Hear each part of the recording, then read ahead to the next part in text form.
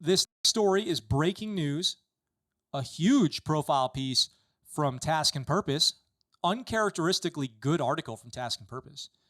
Not very snarky, not very smartass, just, down to the business of good and bad. So adult language warning, let's get into it. This is Marine Intel instructors got caught calling students, bad words in a private chat, bad words towards women, no punishment recommended. Let's talk about why. Maybe you already know that you think that there should have been no punishment, and you can leave it in the chat. But you tell me. You see a photo here from the schoolhouse that they're talking about. Marine Corps and Navy intelligence trainers in Virginia demeaned and made homophobic and sexist comments about their students in a private group chat, according to an official military investigation and text messages obtained by Task and Purpose. We're going to go over all that. In October 2021, a Marine investigator looked into allegations made against instructors assigned to Mardet Marine Detachment at Damneck. Damneck, very famous base out on the East Coast, which ran the gamut from sexual harassment and inappropriate relationships with students to drinking on the job and forcing students to say phrases like, "It's a great day for wieners in my mouth, and it would be better if they were in my ass meat" during official training. This isn't Special Forces selection. You can't be doing this stuff. Not that you should be doing it anywhere, but it happens. Screenshots of the group chat obtained by Task and Purpose show instructors making disparaging and inappropriate comments about students, including calling one service member a whore, a C-word, and a slut after instructors found her Tinder profile. In another instance, an instructor who escorted a student to the hospital shared a photo of the trainee passed out on a hospital bed, to which another instructor responded, "He looks like a bitch." I don't know what he was in the hospital for. Many of the allegations regarding the language that instructors used about their students in the group chat were substantiated.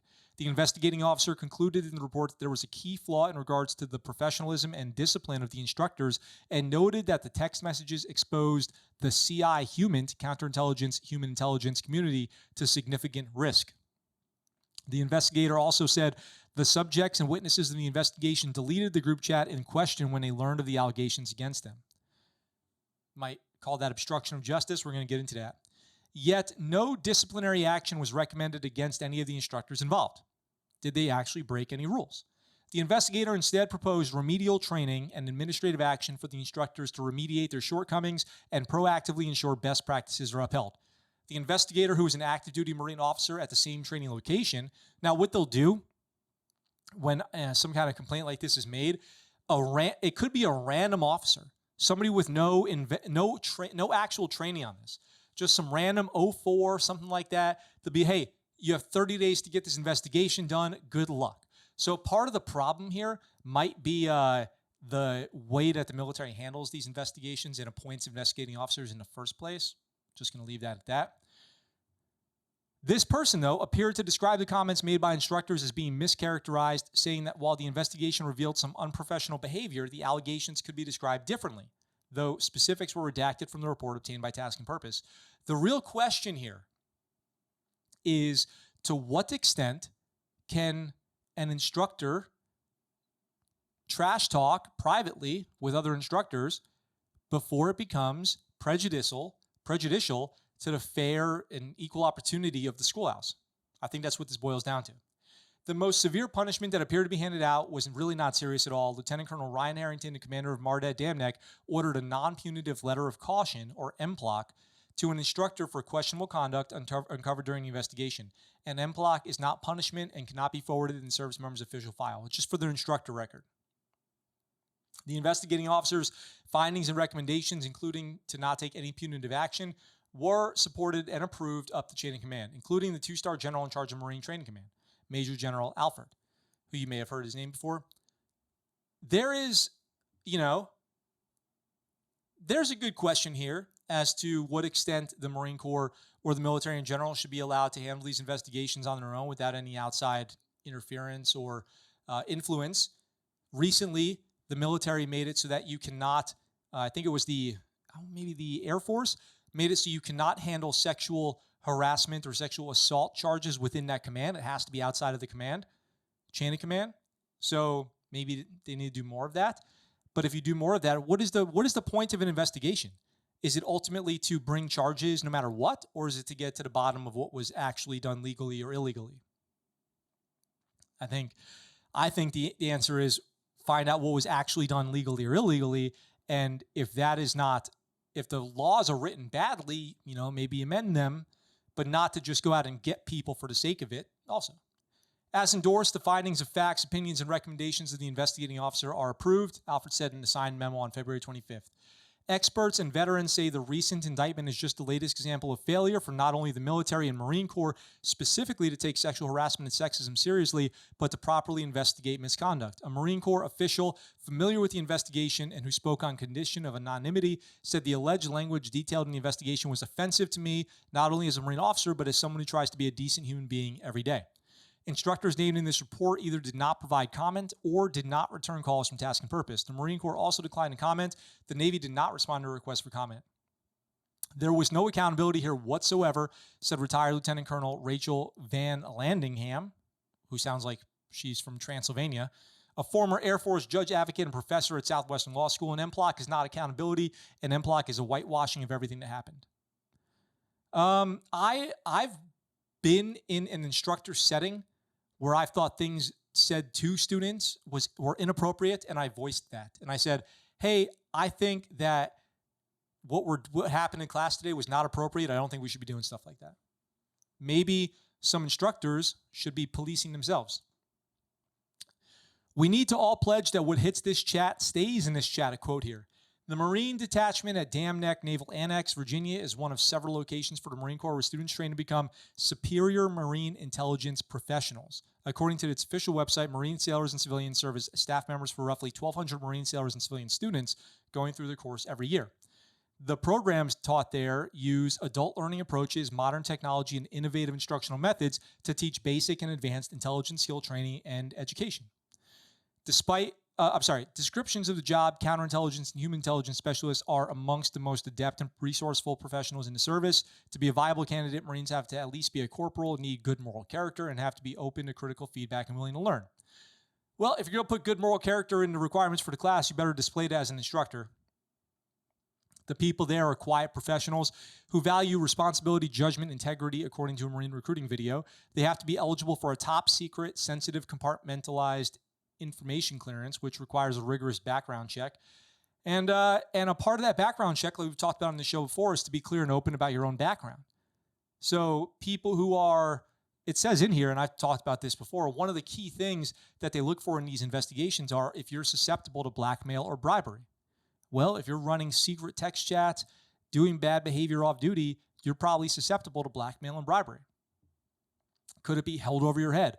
Could it be used to threaten the well-being of your family to get you to divulge government secrets? So, they should know at this school specifically that having group chats and texts and being like this is not even if just because it's on WhatsApp doesn't mean it's secure. Just because it's on Signal doesn't mean it's secure.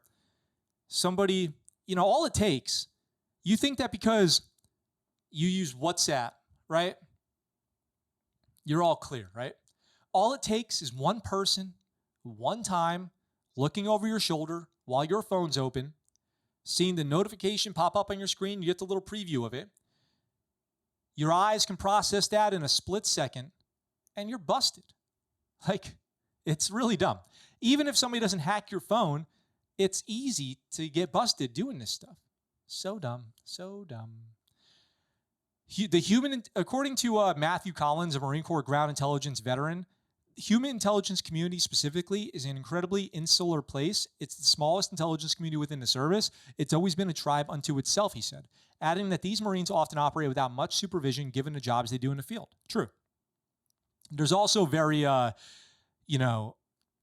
non-typical, atypical training that they do. Lots of freedom of movement, oftentimes wearing civilian clothes, hanging out, being chill. And with that comes great responsibility. With that great power to go do your own thing and be a little bit independent, you need great responsibility. They seek the most responsible seeming people to do these jobs because they put you in a situation where you have a significant capability to F things up. And so you have to take that seriously. This is like what I did in the Navy. They are the operators in the intel world because what they do often flouts the rules. You're wearing civilian clothes, you're going out in town, you're drinking when you're not supposed to be drinking because you're expected to show initiative and operate without supervision. They're given a lot of freedom, Collins said. They sometimes flout that. They're not necessarily rule followers. And really, you have to be aggressive in the military. You have to pursue success, whatever that means. But you have to have common sense too. Like, there is no mission advantage to being prejudiced to somebody's sexual orientation or gender or race or anything like that. And then having little like secret chats going around back and forth, it doesn't make you any more lethal. Leave that stuff at home, you know? Don't bring it to work. Do not bring that stuff to work. Indeed, instructors at the Marine Air Ground Task Force, or MAGTF, CI Human course at Dam Neck seemed well aware that their actions in the private group chat weren't exactly within the rules, and they kind of busted themselves on that.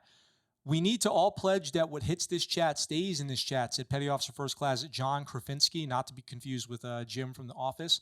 He texted that in July 2020. Over 20 people, including active duty Marines and sailors, were interviewed during the investigation. Their names have been redacted, but the investigating officer reviewed the behavior of instructors in the course and in their private group chat and spoke with instructors and former students of the course. According to the report, several witnesses and subjects of the investigation deleted the previous group chats when they learned of the allegations or kind of obstruction of justice. If you know you're under investigation and you're destroying evidence, you're obstructing justice. That's the bottom line. So that's a quote from, who is that here? Don Christensen, president of the advocacy group Protect Our Defenders and former chief prosecutor of the Air Force. Screenshots obtained by Task and Purpose lend credence to many of the allegations. Among accusations that spurred the investigation are claims that staff drank alcohol while on the job, came into work intoxicated, and in the case of one instructor, kept bourbon in the office. These are not super unusual. I mean, in the Air Force, for example, at squadrons, they have bars. Marine Corps squadrons have bars. People do drink in the office, so to speak, in the military. That's not always illegal. Is it contrary to good order and discipline? Yeah. The investigating officer was unable to corroborate those allegations. It's unclear what the officer concluded regarding an alleged inappropriate relationship between a student and an instructor due to redactions in a report. The student denied ever having an inappropriate or sexual relationship with the instructor. So, there you go. Most of the accusations leveled at the Marine and Navy staff, however, focused on how instructors spoke of their students both publicly and behind their backs. So here we go. We're going to get into the juicy stuff. Messages allegedly sent to the group chat demonstrated sexist and harassing behavior towards female and LGBTQ plus military service members. One allegation in the investigation said, while two Navy instructors were accused of engaging in sexist, demeaning, and blatantly disrespectful behavior towards superior officers, colleagues, and female students, another instructor was accused of making derogatory statements against another service member due to their perceived sexual orientation and preference. That includes referring to female students as whore, dumb broad, and lot lizard, the report says. So here are some texts. John Krafinski says, might be someone else's problem by this time next week, boys. Devin says, I'm fine with that. Ben says, Devin, we didn't expect any less of you. John says, Devin is letting that lot lizard flirt her way to a passing grade. So now we're talking about, totally inappropriate behavior for at the schoolhouse, passing people because they are giving you some, flirty attention. Obviously, that does not work in the schoolhouse. That's called fraternization. It's not good for other students. It's not good, period. It's tough when you have a friend in a class. If you have a friend or somebody that you care about or like as a student and you have to fail them or, take some kind of academic discipline, that's a difficult thing, but it's part of the job. And I've seen it. I've seen people do it correctly, and it's not easy. So kudos to you if you've had to be an instructor like that and you've had to do that. One instructor allegedly gave a student the nickname Snake Charmer and made sexual innuendos relating to the snake being a phallus, so to speak. How's the Snake Charmer doing in her cage? Texted one instructor whose name was redacted. The reply, no comment, according to the report. Navy Chief Petty Officer Devin Herman, so Devin's a chief, admitted to the investigating officer that he shared a photo of a trainee's Tinder profile in the group chat, but he explained that he was verifying with the other instructors that she was an incoming student. He added that other instructors joked about him possibly having a relationship. I swiped right, Herman texted in November 2020 before later clarifying that she was on my team when another instructor mentioned that she was in their new class. Other instructors in the chat urged Herman not to F this whore of a student and told another instructor to tell this C word to stop trolling for D before she gives us all COVID. Dude needs a biology lesson or something. Another image on the screen here. I give 0 Fs about what she does to get some ding-a-ling, bro, as long as no instructor gives her a ring-a-ling or a right swipe. From Sean Bevitt. I'm not sure what that means. Like, is that saying as long as nobody fraternizes, it's okay? Something like that. Devin says, John says, Devin, no balls. You won't counsel her for this. It would mind F this dumb broad. So this is an incoming student, by the way. This is an incoming student. Does it sound like this person's getting a fair shake in school? I think that's the only thing that matters. Probably not. Devin says, Chief here, Devin says, I'd leave her on my doorstep. So instructors also made disparaging remarks speculating or joking about students being homosexual. In one instance, an instructor, Gunnery Sergeant Alex Battle, Gunny Battle, cool name, but unfortunately bad behavior, joked that a student who was hospitalized for an alcohol-related incident had tested gay. Come on. This is a cry for help. One person, Chief Brandon Emmons, said, according to a screenshot of the chat. These are senior enlisted, by the way. These are chiefs, gunnery sergeants. These are supposed to be deck plate leaders, the backbone of the fleet, all this stuff.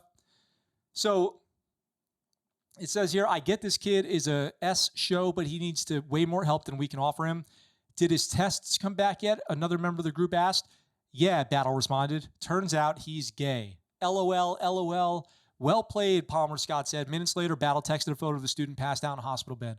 Says he looks like a bitch, said another member of the group, Staff Sergeant Corey Tubert. When Battle was asked by the investigator if he sent the photo, he replied, no comment. So I can't confirm or deny. So this goes on. Instructors declined to comment when presented with screenshots of their text or declined to provide a statement on the investigation. And instructors also claimed that senior instructors would have squashed anything too inappropriate and defended text messages in which they disparaged subordinates. One instructor did not deny calling other service members soft or raging gays, but argued that an unnamed person was trying to paint things in a poor light to his advantage. Curious thing to say. Another instructor told the investigator that he hoped someone would understand the dynamics of instructor course teams and he hoped someone would understand the dynamics of instructor course teams and the expected level of privacy among instructors. The investigating officer confirmed in the report that multiple instructors did send the text in question, including the photo of the student in the hospital and the other student's Tinder profile, as well as a text referring to a female student as snake charmer and lot lizard. So they did it. You know, they did all the stuff that they're accused of. But the problem now is that they didn't get in trouble, right? Nobody got in trouble, and it's hard to say if there were any changes made or anything like that. So the investigator said there was no indication that the behavior in the group chat translated to instructor bias. Difficult to verify from my perspective. I think that if you're calling a girl a dumb broad before class starts, they have a pretty good, case against you that they didn't get a fair shake in the class. If they were to fail academically or something like that, you really set yourself up for a pretty serious investigation pending the release of those texts. The instructors, it says, also did receive an overwhelming number of positive comments from students in the course. Now, of course, they are encouraged at the end of the course to leave a review, and positive comments tend to come with, positive feedback in both directions. This indicates that despite some unprofessional comments outside the work environment, most instructors did remain effective, professional, and dedicated during interactions with their students. However, a female Marine Corps veteran with a background in SIGINT said it was effing laughable that students wouldn't know what their instructors said about them. She also said it's disingenuous to say that because the students passed, they didn't experience bias. She passed her courses, but I'd make up my mind about not re-enlisting while I was still in my very first schoolhouse because of the stuff I had to deal with from them. And there's all that stuff, too, that you could argue or make good points that this affects people's decision for retention and performance and all that. Maybe I didn't receive bias because I didn't fail my course, she said, but I was absolutely treated differently because I was just a woman. That's still bias. And Van Landingham said after reviewing the investigation report, it reinforces a culture that says treating these women, looking at these human beings this way is okay. She pointed specifically to the fact that Lieutenant Colonel Ryan Harrington, the commander of the Marine Detachment, ordered a letter of caution to the instructor's file that is removed if they change units. So that is the extent of the penalty that they endured, which a trend, if there's a trend of that, then you could, go to NJP or be removed from the schoolhouse, something like that. So it's all about establishing a trend, giving people a chance to get better. It's not clear if that did happen or not. So I don't know. It goes on to bring up the Marines United scandal, which this is obviously very different because this is centralized into a schoolhouse where Marines United was like a global Facebook page. But there is certainly a correlation here. At least I can say that Marines United happened while all these individuals were still in the military. Like they were in the military when Marines United happened. Now they're in the military at the schoolhouse, and they still don't think that it'd be a good idea to just not send inappropriate texts about students while their class is going on. So, this article goes a little bit further into retaliation against whistleblowers, which is obviously very serious. I kind of want to wrap it up here with my coverage of this, but I wanted to bring this to you guys because in the face of Marines United, people who served during that time should understand the likelihood of them getting found out and the consequences of being found out. So when you go and disparage people and make fun of their gender and their sexual orientation, all that stuff, the expectation should be some disciplinary action. Is a letter of caution disciplinary action? It's formal counseling.